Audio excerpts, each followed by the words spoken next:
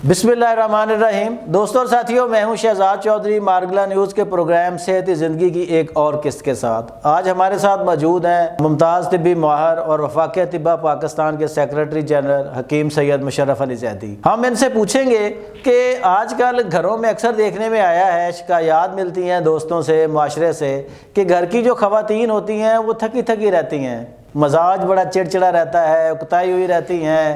حالانکہ میاں نے شاپنگ بھی کرائی ہوتی ہے، 2-4 نئے ڈیزائن کے سوٹ، جیولری بھی لے کے دی ہوتی ہے، اس کے باوجود بھی جب بھی بولتی ہیں چڑ کے بولتی ہیں۔ آخر اس کی وجہ کیا ہے؟ کیا پیچھے کوئی چھپا راز ہوتا ہے؟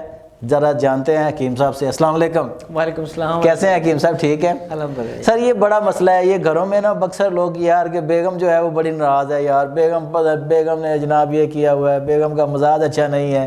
آخر اس کی وجہ کیا ہے؟ عورتیں کیوں تھکاوٹ کا شکار رہتی ہیں اور ان کے مزاج بھی جو ہے وہ نہیں اچھے ہوتے؟ بسم اللہ الرحمن الرحیم۔ اللہم صلی علی محمد و علی محمد۔ شہزاد بھائی بہت بہت شکریہ آپ کا۔ آپ کا صحت زندگی بڑا ماشاءاللہ کامیاب جا رہا ہے الحمدللہ۔ سر یہ آپ کی محبت کی وجہ سے ہے۔ شہزاد بھائی آپ کو بہت بہت مبارک ہو، مجھے بڑا اچھا فیڈ بیک مل رہے ہیں۔ Thank you. اچھا، مردوں سے زیادہ ہمارے پروگرام خواتین میں دیکھے جا رہے ہیں۔ میری بہنوں کے کمنٹس سے بھی اندازہ ہوتا ہے اور مجھے ڈائریکٹلی بھی بہت زیادہ رسپانس مل رہا ہے۔ اولا ڈاک پر بھی بے شمار پیشنٹس آئے ہیں، تو جو میں نے ان سے پوچھتا ہوتا ہوں سب سے پہلے نا، جو اپوائنٹمنٹ لیتے ہیں، کہ آپ نے یہ اپوائنٹمنٹ کیسے بک کی ہے، کیسے بک کی ہے، تو وہ بتاتے ہیں کہ جی ہم نے مارگلا نیوز پر آپ کا پروگرام دیکھا ہے۔ تو آپ کا شکریہ، آپ کا بھی شکریہ، مارگلا نیوز کا بھی شکریہ، اور ناظرین کا شکریہ جو ہمارے پروگرامز کو پسند کر رہے ہیں۔ اچھا شہزاد بھائی، جو خواتین تھکی تھکی رہتی ہیں یا جو اس طرح کے جو کمپلینز آتی ہیں، اس میں بے شمار معاملات ہوتے ہیں۔ ایک تو ڈومیسٹک سٹریس ان کو تنگ کر رہا ہوتا ہے، لیکن میں نے گزشتہ کئی سالوں سے یہ ایک اور چیز نوٹ کی ہے۔ اچھا، ڈومیسٹک سٹریس یا نسوانی امراض کے علاوہ جو خواتین میں یہ معاملات آ رہے ہیں کہ وہ ہر وقت تھکی تھکی رہتی ہیں، ڈپریشن تک میں چلی جاتی ہیں، اچانک ان کے بال گرنا شروع ہو جاتے ہیں، وہ ڈائٹ وغیرہ بھی کر رہی ہوتی ہیں، کم کھانا کھا رہی ہوتی ہیں، لیکن اس کے باوجود ان کا وزن بڑھنا شروع ہو جاتا ہے۔ یقین کریں یہ معاملہ ہی نہیں ہوتا کہ وہ اس کا نسوانی امراض کا شکار ہیں یا ڈومیسٹک سٹریس کا شکار ہیں، وہ ہائپو تھائرائڈزم کا شکار ہوتی ہیں۔ اچھا، اور یہ مرض اتنی تیزی سے ہمارے ہاں پھیل رہا ہے کہ بس کچھ نہ پوچھیں۔ ضرورت تو اس امر کی ہے کہ اویئرنیس دی جائے پہلے۔ ہاں جی بالکل، سب سے پہلے تو اویئرنیس دی جائے کہ یہ مرض ہے کیا یہ بالکل۔ تھائرائڈ ہمارے گلے میں مردوں کے اور خواتین کے دونوں میں ہوتا ہے، لیکن آپ نے گلڑ مرض سنا ہوگا۔ جی بالکل۔ وہ یہ آسان کر کے سمجھاتے ہیں کہ جب یہ تھائرائڈ ہے، جب یہ بڑھنا شروع ہو جاتا ہے، تو اس کا مطلب ہے کہ تھائروکسین کم بن رہی ہے اور باڈی نے ریئیکشن کیا اور وہ یہ پھولنا شروع ہو گیا۔ وہ الگ بیماری ہے، ہم اس پر ایک دفعہ الگ بات کریں گے۔ تھائرائڈ گلینڈ اصل میں ہمارے میٹابولزم کو کنٹرول کرنے کا ذمہ دار ہے۔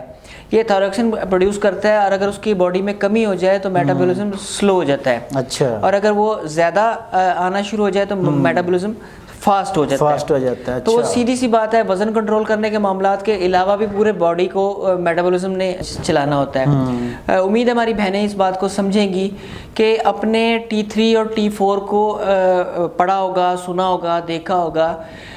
آپ کو بھی یہ ٹیسٹ کروانے میں کوئی شرم نہیں کرنی چاہیے اگر تو اس طرح کے مسائل آ رہے ہیں۔ اچھا، ورنہ ہوتا کیا ہے کہ ڈاکٹر کے پاس جاتے ہیں، سرکاری ہاسپٹلز میں شہزاد بھی آپ کو پتہ ہے جو حالات ہیں کہ وہ ڈاکٹرز کے پاس تو بات سننے کے بھی ٹائم نہیں ہوتا، ظاہر ہے سر، او پی ڈی میں اتنا رش ہوتا ہے کہ وہ جی اور اگر کسی پرائیویٹ ڈاکٹر سے یا کسی عطائی ڈائٹیشین نیوٹریشنسٹ سے رابطہ کریں اور یہ والی علامات بتائیں تو وہ وٹامن ڈی اور کیلشیم بالکل دے دیتے ہیں۔ کیلشیم تو شہزاد بھائی نرا چونا ہے، یہ جو خاص کر وہ جو ٹکیاں دیتے ہیں کیلشیم کی، وہ بالکل غلط ہے، وہ نا باڈی کے اندر جا رہی ہے، بس جا رہی ہے اور باہر نکل رہی ہے۔ اچھا، اسی طرح وٹامن ڈی دیتے ہیں پیشنٹ، ٹھیک نہیں ہوتی ہماری بہنیں۔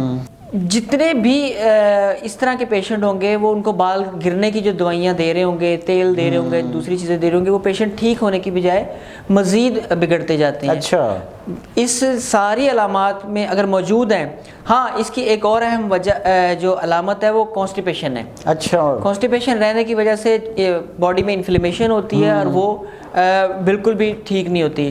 ہمارے ہاں نا صرف یہی ہائپوتھائرائڈزم کا والا معاملہ ہی نہیں ہے، بہت سارے ایسے امراض ہیں جن کی درست تشخیص ڈاکٹرز بھی نہیں کر پاتے۔ اچھا، اندازہ لگاتے ہیں اور اندازہ لگانے کے بعد، جیسے پتے کا پتھری والا ہمارا پروگرام ہوا تھا تو میں نے بتایا تھا، اس پہ مجھے بڑا اچھا رسپانس ملا ہے۔ تو آپ دیکھ لینا کہ کتنے ہی ہزار لاکھوں پتے نکال دیے گئے ہیں بیچارے ناحق معصوم پتے جن کا کوئی قصور نہیں تھا، لیکن وہ تشخیص کی غلطی سے وہ نکال دیتے ہیں۔ اسی طرح جو یہ علامات اگر آپ میں آئیں، میں اپنی بہنوں سے مارگلا نیوز کے پلیٹ فارم سے کرتا ہوں کہ اپنا اور اپنے ارد گرد کی خواتین کا بھی خیال رکھیں، خاندان میں جو چھوٹی بہنیں ہیں، اپنی والدہ ہے، تو ان کا بھی دھیان رکھیں۔ اور یہ بڑا سستا سا سادہ سا ٹیسٹ ہوتا ہے، یہ ٹیسٹ کروائیں، اور اگر پازیٹیو آتا ہے تو اپنی آیوڈین کی کمی صرف پوری کر لیں، تو یہ الحمدللہ ٹھیک ہو جاتے ہیں۔ ویسے تو بہتر تو یہ ہے کہ جو اس نے ڈیمیجز کر دی ہیں، جو اس کی وجہ سے نقصانات ہو گئے ہیں، وہ آپ کسی ماہر معالج سے علاج کروائیں۔ اور جیسے پلیٹ فارم بھی اویلیبل ہیں، وہاں سے آپ کر سکتے ہیں۔ اس حوالے سے ہائپوتھائرائڈزم، اگلا پروگرام ہم کریں گے ہائپر تھائرائڈزم پر۔ اس حوالے سے آپ کو کسی بھی قسم کا کوئی سوال پوچھنا ہو تو آپ کمنٹس میں پوچھ سکتے ہیں۔ جی دوستوں اور ساتھیوں، یہ تھے حکیم سید مشرف علی زیدی جو ہائپوتھائرائڈ پر بات کر رہے تھے کہ اس کی علامات کی وجہ سے جو باڈی میں تبدیلیاں آتی ہیں، سم ٹائم ہم ان کو جو ہے وہ ڈائیگنوز نہیں کر پاتے، ہم کسی اور مرض کا علاج کرتے رہتے ہیں، جبکہ اصل ان علامات کی جڑ کچھ اور ہوتی ہے۔ ضروری ہے کہ درست تشخیص کے لیے یہ اس کے ہائپوتھائرائڈ کے ٹیسٹ کروائے جائیں، اور اگر ٹیسٹ پراپر جو ہے وہ پازیٹیو آ جائیں تو آپ کسی ماہر جو ہے معالج اس سے علاج کرائیں، اور تاکہ آپ آنے والی زندگی کو خوشگوار طریقے سے جی سکیں۔ اپنا اور اپنے گرد و نواح کا بہت خیال رکھیے گا۔ اللہ نگہبان۔